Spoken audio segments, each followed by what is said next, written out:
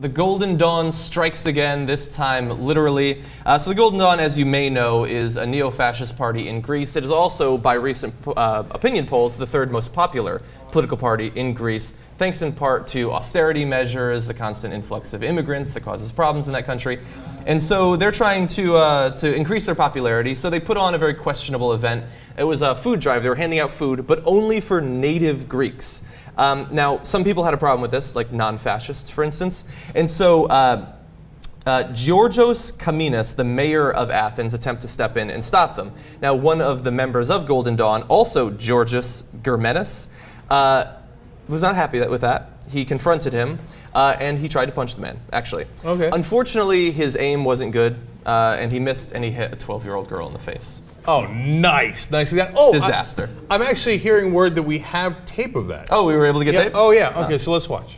Got some babies to kiss. That's my baby to kiss. Stop it! They wanna get mine. He just punched a baby. All right, perhaps not a 12-year-old, but pretty close. Yeah. And Will Ferrell looks a little Greek there. Yeah, a little bit. Hey, Galifianakis is Greek. Right. Yeah, so Golden Dawn has been making trouble. I don't think this is going to help them. Yeah. But an interesting note, by the way, the Golden Dawn member who punched the 12-year-old, former bassist in a heavy metal band.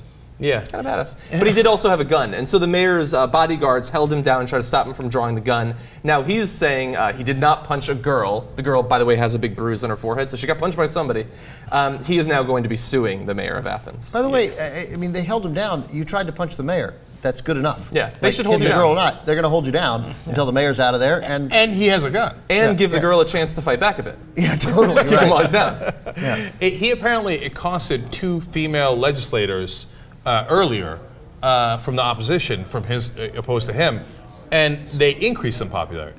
So this is actually really scary. I mean, it's not surprised at all. Right. I mean, so there's this, ridiculous aspect to it of the clown punching the 12-year-old girl by mistake, etc. But look, when you've got a group targeting minorities, in this case immigrants, they're neo-Nazis, this doesn't end well. Yeah. Right? And they're gaining in popularity. Now, what's unfortunate about it is that they're using austerity, which is a terrible idea, which actually smart people who care about the issues also disagree with, but they're using it for their hate-driven agenda, and they're twisting it. They're taking that anger that is legitimate in the Greek people and directing it towards the wrong targets. We've seen this movie before. Over and over. Yeah, and it doesn't end well. Now, we have tape of one of their rallies, and if you weren't scared before, wait till you get a load of this.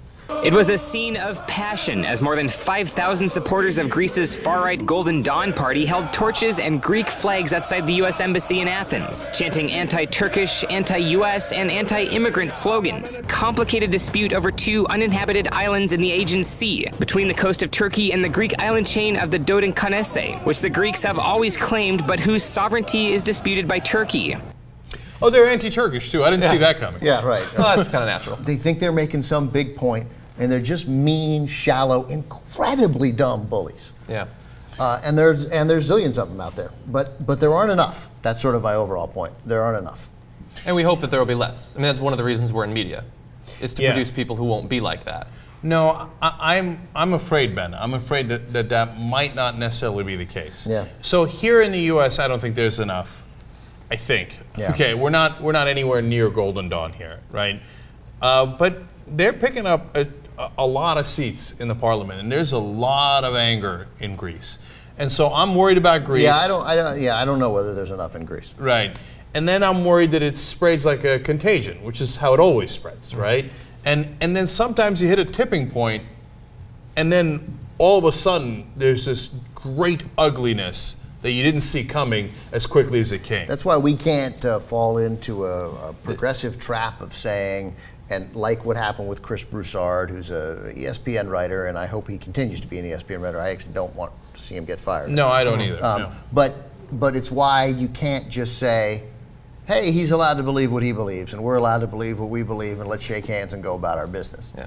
He's got to be called out for believing that. I don't want him to lose his job, but every day he's got to be called out for it, and every interview he ever does, I hope he gets asked, hey, you still feel that crazy nonsense stuff about gays? Are you still so shallow?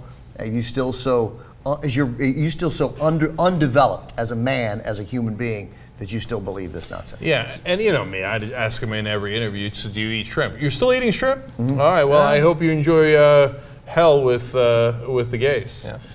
My last point I want to make on this, because it's actually, it's related to an area that I worked on in my time in graduate school. There's a lot of academics who work on the connection between economic problems, military problems, and people's values.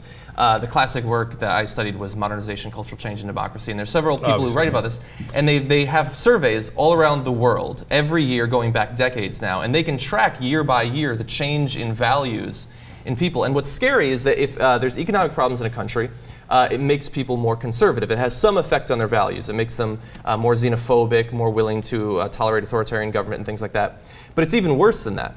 The people who grow up in those countries during that time have an incredibly durable connection to those values. And so the problems in Greece, they're problematic now. 20, 30 years from now, when the people who are children now or teenagers now are in power or voting, it's going to be a problem even then. That's so we need really to get past these problems, and we can't have it happen in America because it's decades of trouble. Show me the beginning of that video one more time. I'm going to pull a Ben on this. What's the Ben? Show me the video again. That's a classic. You You see that? I mean, right there, that scene, okay? That's 18 months from rounding people up. You don't want to be in that crowd. You don't want to be in that crowd. You don't want to be anywhere near that crowd. You don't want that crowd in your country, okay? And so, I mean, like that's, if I'm a minority in Greece and that's starting to get closer to a tipping point, if they start hitting 35%, 40%, pack my bags. Yes. Yeah,